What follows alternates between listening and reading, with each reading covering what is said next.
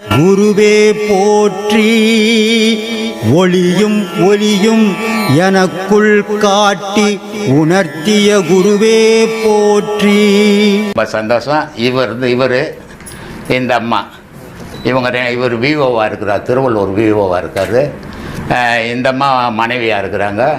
இவங்க 2 பேர் தான் எனக்கு அடுத்தபடியாக ஆசிரமத்தை மெயின்டைன் பண்ண போகிற குருமார்கள். லேடிஸுக்கெல்லாம் அந்தம்மா உபதேசம் கொடுக்குறாங்க, ஜென்ஸுக்கெல்லாம் இவர் உபதேசம் கொடுக்குறாங்க. அதனுடைய பயன் முழுமையாக அடையிறது எப்படி ஐயா? நீ உன் தாய் தப்பனை மறக்கணும், உன் பொண்டாட்டியை மறக்கணும், உன் பிள்ளையை மறக்கணும். எப்போ மறக்கிறியோ அப்போ நிஜமாக அடைஞ்சிடுவேன். மறக்கணுங்கிறதுக்கு நம்ம அவங்களுக்கு தேவையெல்லாம் பூர்த்தி பண்ணாதான். நீ ஏன் நினைக்கிற? நீ தான் மறக்கணும்னுட்டு பிறகு அவங்க இருந்தான்னா இல்லைன்னா என்ன? அப்போ நீ பூர்த்தி பண்ணணும்னா உனக்கு இதில் ஆசை இல்லை, அதை முடிக்கணும். அதை முடிக்கிறதுக்குள்ளே உன் ஆயில் இருக்காது இல்லையா? இதுக்கு ஒரு எக்ஸாம்பிள் சொல்கிறேன்.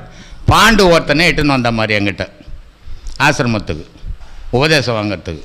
உபதேசம்லாம் வாங்கி செய்துக்கினே இருந்தான்.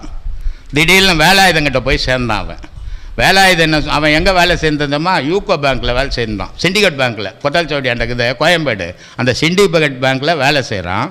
சொந்த வீடு உரகடம், 2 கடை கட்டி சம்சாரம் வியாபாரம் பண்ணுது. நல்லா வாழலாம்ல. அவனுக்கு அது இல்லை ஆசை, அது பத்தாது. அண்ணா நகரில் பல பில்டிங்கில் வியாபாரம் பண்ணி பல கோடி அதிபதி ஆகணும்னு போய் பிச்சை எடுத்து கட்சியில் சோறில் அதை பார்த்துருந்தா பாண்டு போய் சோறு வாங்கி கொடுத்துக்கிட்டுன்னு வந்தான் என்கிட்ட. அவன் வந்தான், உபதேசம் கொடுத்த உபதேசம் செய்தான். வேலாயுதங்கிட்ட போய் சேர்ந்தவொடனே வேலாயுதம் சொல்லிக்கிறா, முதல்ல பொருளை தேடு, அப்புறம் அருள் தேடலாம் அப்படின்னு நிற்கிறான். இவன் அதோட போயிட்டு இருந்தான்னா பிரச்சனை இல்லை. நேராக என்கிட்ட வந்தான். சாமி, நான் இப்போ பொருள் தேட போகிறேன், அப்புறமா அருள் தேடுறேன்னா. நான் சொன்னேன், ரொம்ப சந்தோஷம்பா, இப்போ பொருள் தேடு, அருள் தேடும்போது நீ இருக்க மாட்டே அப்படின்னு. நான் சொன்னேன், அருள் தேடும்போது நீ இருக்க மாட்டேன்னு. ஒரு நாள் நானும் சம்சாரமும் போய் பாண்டு கடையில் உட்காந்துருவோம். அந்த காலில் விழுந்தான். யாரானா எனக்கு அடையாளம் தெரியல, மூஞ்செல்லாம் ஊதி போயிருக்குது, கிட்னி போயிடுச்சான். இந்த ஆசிரமம் ஓப்பன் பண்ணும்போது போய் அந்த ஈஸ்வரன் கோயில் குளத்தில் ஊந்து பண்டு வந்து இங்கே பாயெல்லாம் போட்டு மூடி 3ஆவது நாள் செத்து போயிட்டான். எங்கே அருள் தேடினா? உன் கடமையை நீ எப்போ செய்ய முடியும்னு நினைக்கிற? நீ ஒரு மனிதன் கடமையை செய்து கடவுளை தேடுறான்னா அவனால் இயலாமைன்னு அர்த்தம். அது கடமையை செய்து கடவுளை தேட முடியாது, கடமையை செய்துக்கினே கடவுளை தேடணும். அதுக்கு தான் சொன்னான், தாமரை மாறிடு. உலகத்தில் தண்ணியிலே வர்றது தாமரை, ஆனால் தண்ணியை தனக்குள்ளே சேர்த்துக்கிறதில் ஊட்டி தள்ளிட்டோம். புளியம்பழம் பூவு, பிஞ்சி, காய், பழம் 3 ஒன்றா வரும். ஆனால் 3 தனித்தனியாகிடும். கொட்டை தனியாகிடும், பழம் தனியாகிடும், ஓடு தனியாகிடும். புள்ளப்பூச்சி சேத்துல தான் பிறகுது. வெளியே வரும்போது பார்த்தா குளிச்சுட்டு வர மாதிரி இருக்கும். அந்த மாதிரி நீ சேத்துல பிறந்துட்ட, வளர்ந்துட்ட, வாழ்ந்துன்னுக்கிற. வாழ்க்கையில் இருந்துக்கினே இறைவனை பிடிக்கணுமே தவிர இந்த கடமையை முடிச்சுட்டு பிடிக்கிறேன்னா நீ ஆளே இருக்க மாட்டேன். கடமை தீரவே தீராது. இப்போ உன் பிள்ளைக்கு ஒரு கல்யாணம் பண்ணால் உன் கடமை தீரும். பிள்ளைக்கு ஒரு பேரம் வந்துடுவான். என் பேரம் வந்துட்டான், காது குத்திட்டா என் கடமை முடிஞ்சிடுவேன். காது குத்துனோடனே ஒரு வேலை வாங்கி கொடுத்துட்டா என் கடமை முடிஞ்சிடுவேன். இப்படியே கடமை தொடர்ந்துக்கினே இருக்குமே தவிர முடிவே கிடையாது கடமைக்கு. அதனால் வாழும்போதே இறைவனை பிடிங்கோ, அதுதான் நிஜம். அதில் ஒரு முக்கியமான இந்த மைதுனம்னு ஒரு விஷயத்தை கொடுத்துரும். அதுதான் என்னன்னா, ரொம்ப அழகாக ஒரு பாடலில் சொல்லுவாங்க, பாதியனும் இரவுறங்கி பகலமைக்கே இறை தேடி வேதனையில் அகப்பட்டு. இந்த வேதனையில் அகப்பட்டுன்றது என்னன்னா, இந்த மைதுனம்ன்ற மயக்கம். பாதியனும் இரவுறங்கி பகலமைக்க இறை தேடி வேதனையில் அகப்பட்டு வெந்து விழ கடவேனை. இந்த மயக்கத்தால் வெந்து விழுந்துடுறான். அப்படி இந்த மயக்கத்தை கொடுத்து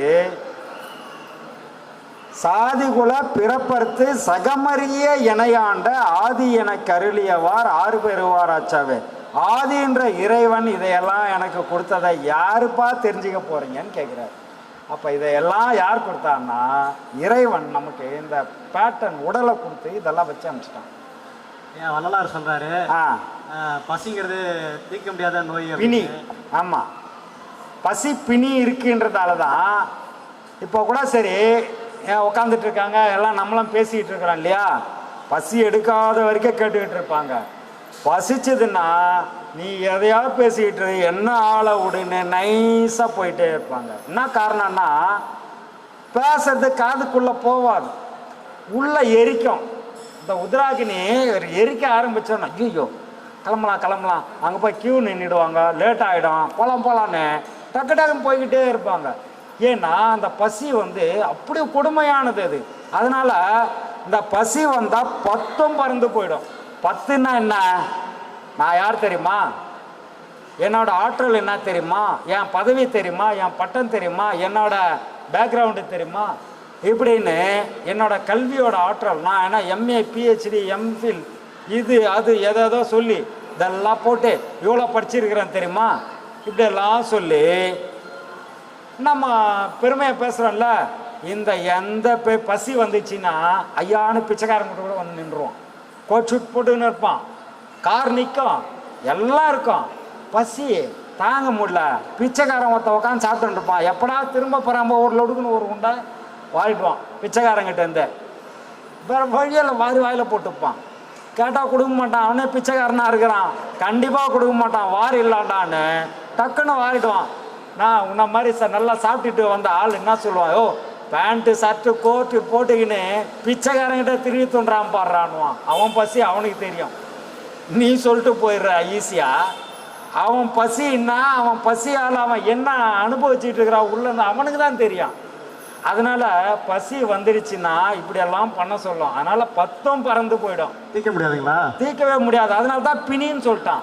இப்போ பசி வந்துடுச்சு, நான் பிச்சைக்காரங்களோட திருடி தின்னுட்டேன், பசி போயிடுச்சு, அப்பா ஊஞ்சுதுராசன் யாரும் பார்க்கல, நான் பிச்சைக்காரங்கிட்ட திருடினதை யாரும் பார்க்கல, அப்பாடான்னு வந்து படுத்துருவேன்.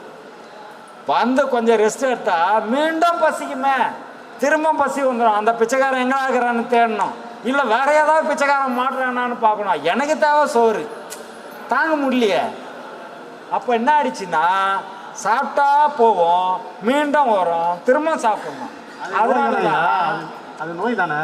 ஆமா, அதனாலதான் பசிப்பினின்னு சொன்னாரு அவரு. தீர்க்கவே முடியாதா? தீர்க்க முடியாது, அதுக்கு மருந்து தான்.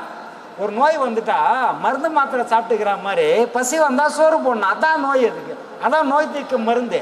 வள்ளலார் வந்து சாப்பிடாமையும் தூங்காமையும் இருந்தார்ல, அவரே அங்க சாப்பிடாம தூங்காம இருந்தாரு. சில காலம் இருந்தார்ல, சில காலம் இருந்தாரு. ஆமா, அது மாதிரி எல்லாம் அவர் ஞானி இருந்தாரு. நம்மளாம் போனி நம்மளால இருக்க முடியுமா? அதுக்கு வழி இல்லையா? வழி இருக்குப்பா, அந்த வழியில யாரு போறது? போக மாட்டாங்களா ஒருத்தரா? யாருன்னா தான் சொல்ல அமுச்சு விடலாம். ஆமா, ஒருத்தரும் போக மாட்டாங்க, அதான் மல்லாடிங்கிறான். அவரே அவ்வளோ மல்லு கட்டு போயிட்டாரு. நீ யாரும் இல்லையான்னா யாருன்னா இருந்தா சொல்லு. நீ நானும் வள்ளலார்கிட்ட சொல்றேன், சாமி நீ தேடி இருந்தே ஒருத்தர் வந்துட்டாரு கூட்டும் போடுன்னுலாம். யாருக்குறான்னு தெரியும், தெரியல இருக்கான்னு யாருக்கும் தெரியாதுப்பா. அவருக்கே தெரியாம போயிட்டாருப்பா அவரு. உனக்கும் தெரியாது, எனக்கும் தெரியாதுப்பா, யாருக்கும் தெரியாதுப்பா. கண்ணப்பன் ஒருத்தர் இருந்தார் இல்லையா, உங்களுக்கு எல்லாருக்கும் தெரியும். இந்த கதையெல்லாம் சொல்ல வேண்டியதே இல்லை. அவரை கண்ணை நோண்டி கொடுத்ததெல்லாம் உங்களுக்கு வரலாறு தெரியும். கண்ணப்பன் ஒப்பதோர் அன்பின்மை கண்டபின் என்னப்பன் என்னொப்பில் என்னையும் ஆட்கொண்டருளி.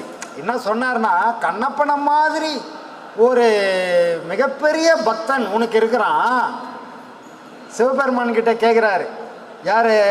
மணிவாசக பெருமான் கேட்குறாரு, கண்ணப்பன் ஒப்பதோர் அன்பின்மை கண்டபின் என்னப்பன் என்னொப்பில் என்னையும் ஆட்கொண்டருளி வா என்ற வான்கருணை, வான் என கூப்பிட்ட வான்கருணை வண்ண பணித்து சுண்ண பொன் நீட்டற்கு சென்றுதாய் கோத்தும்பி அப்படின்ற பாடல்ல சொல்றாரு.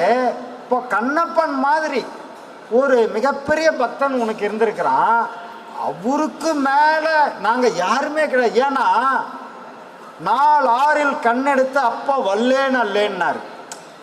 6 நாளில் கண்ணை நோண்டி அப்பா கூடவும் உலகத்துல எவனும் இல்லை, அப்படிப்பட்ட ஆளே கிடையாது அப்படின்றாங்க. அவ்வளோ பெரிய பக்தர் அவருக்கு சிவபெருமானுக்கு இருந்திருக்காரு. இருந்தாலும் அவருக்கு அந்த பக்தர்களோட இது வந்து ரொம்ப அதிகம். அவருக்கு எல்லாரும் பக்தர் ஆயிடணும் இது வந்து. ஆனால் கண்ணப்பர் மாதிரி நம்மளால் ஆக முடியாது இல்லையா? அவரு மிகப்பெரிய ஞானி, அவர் ஆயிட்டார். அது மாதிரி ஒவ்வொரு இடத்துலையும் அதுக்கான ஞானிகள் வந்து என்ன சொன்னாலும் எடுத்துக்கிற ஒருத்தர் தான். கண்ணப்பருக்கு தோணிச்சு செய்தார். சித்ரா பௌர்ணமி மே 1, மே 31 ஒரு பௌர்ணமி வருது.